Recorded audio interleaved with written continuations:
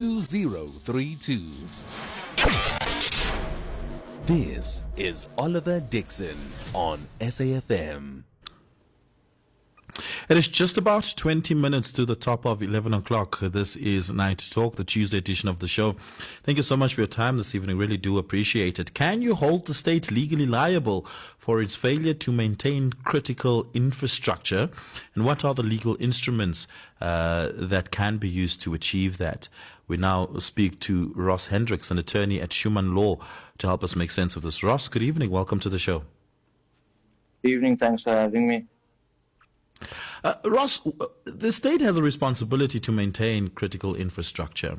But once again, much like many policy decisions of the state, it seems to be discretionary. Or is there a mandatory obligation that the state has towards maintaining critical infrastructure that which, upon its failure to do so, we can hold the state criminally or civilly liable for?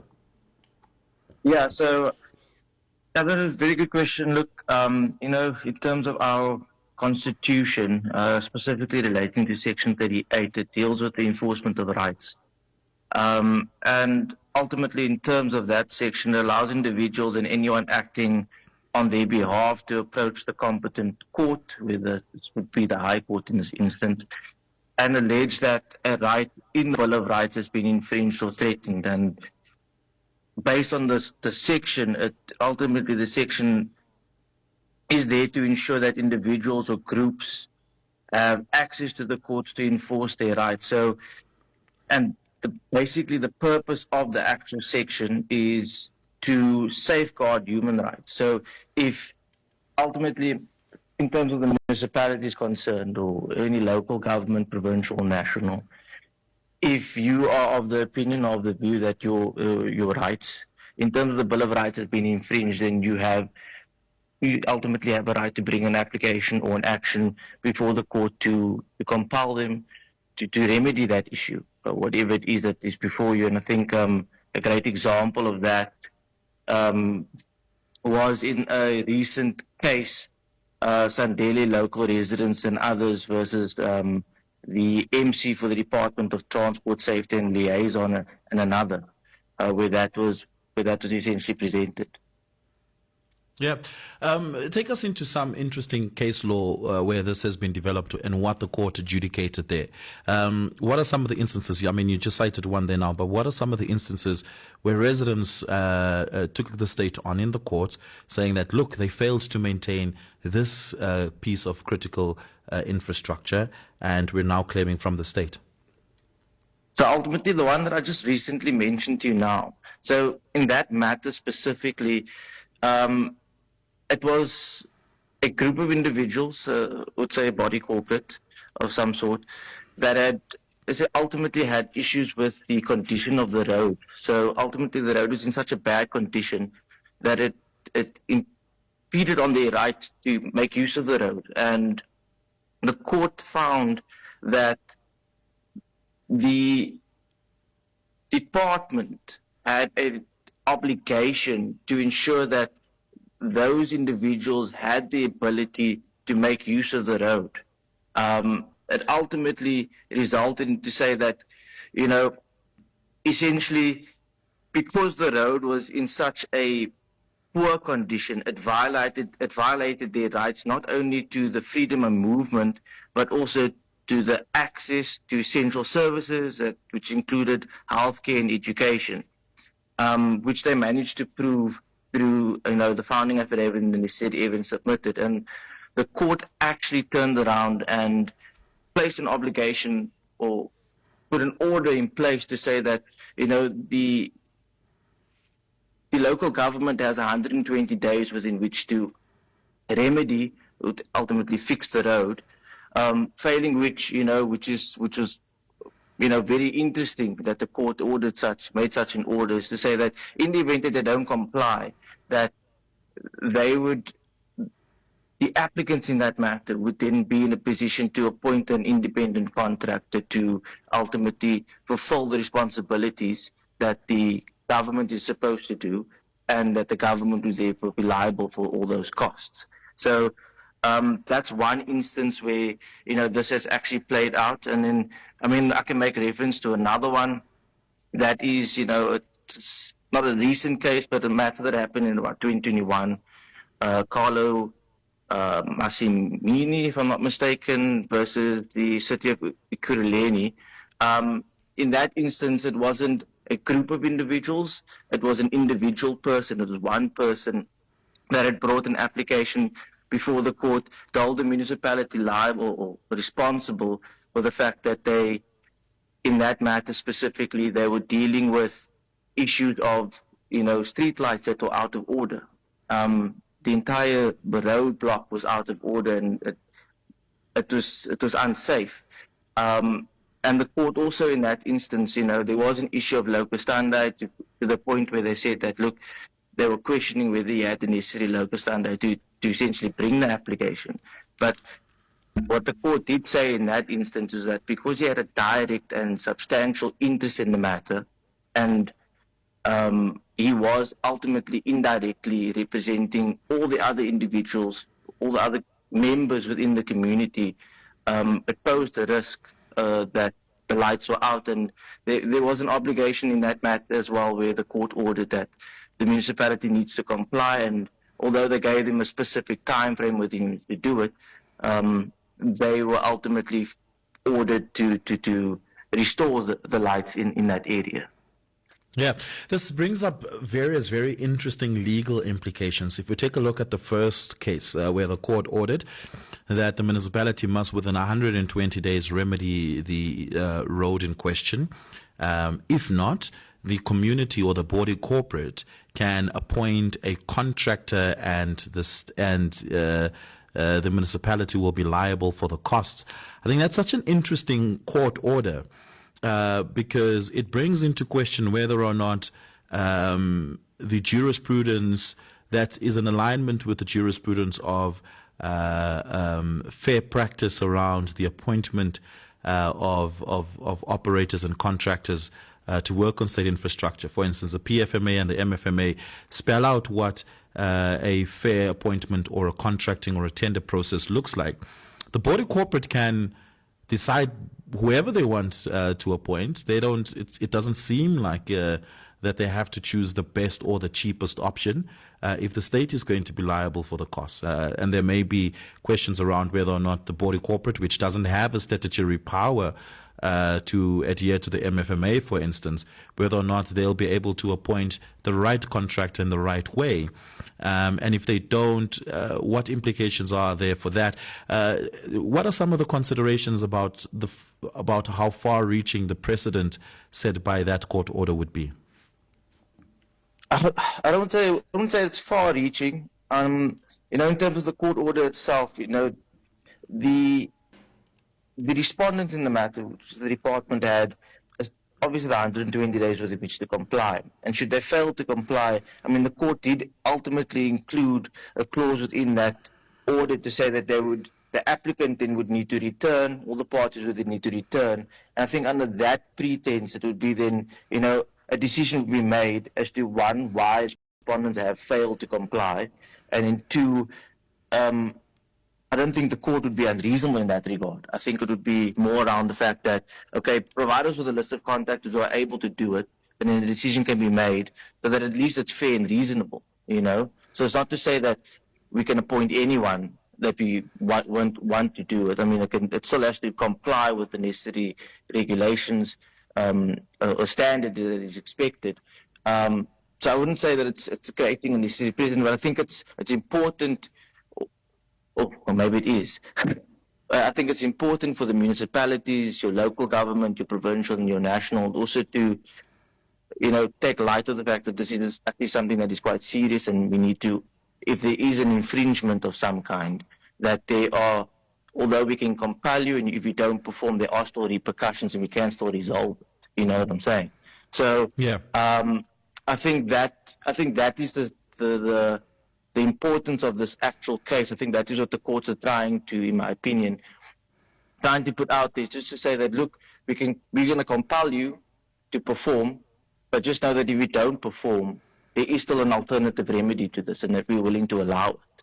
obviously within reason, and we'll need to come back and explain, and we can always get into the nitty-gritty on that, on which contractor would be suitable and best fit for the situation, and the costing around that, obviously be fair and reasonable under those circumstances. But I think it's important that, this is something that people should know, that there is a way in which to get them to comply. There is a way to get them to perform in terms of their role and the responsibilities that they are giving to the citizens out there.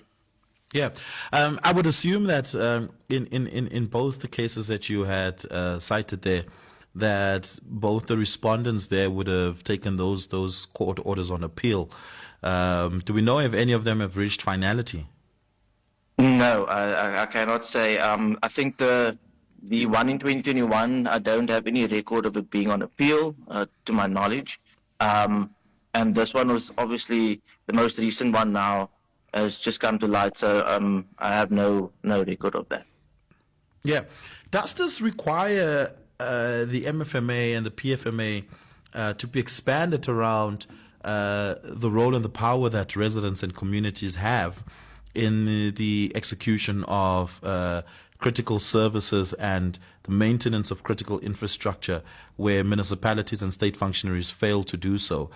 Because the powers of residents and municipalities isn't explicitly spelled out in those legal frameworks. It is now imputed by consequence of a court order, right? And so one would imagine a situation where the facts are slightly different and a different court might come to a different conclusion entirely, where a municipality might say, yeah, look, we recognize that this is an important piece of infrastructure that we need to maintain, but we have limited resources, limited money, and here are all the critical infrastructure we have to maintain, and by order of priority, this, while still being a critical piece of infrastructure, critical infrastructure, falls far low on the list of priorities of things. So we'll get to it when we get to it, when we can afford to get to it, because we've got more important infrastructure to maintain at the moment. I can imagine that argument being made and the court saying that's fair. State organs have to compete and have to contend with limited resources, and therefore have to prioritize which that they think is important, which is their right to do so as elected officials. And communities will have to make do with what they have. I can imagine a case like that succeeding versus, say, a case where there's just sheer negligence and disregard on part of a municipality where they have the means and the resources, but they just choose not to. Where the facts might be slightly different, I can imagine a different court coming to a different conclusion altogether. So do you think it's necessary for this to be codified?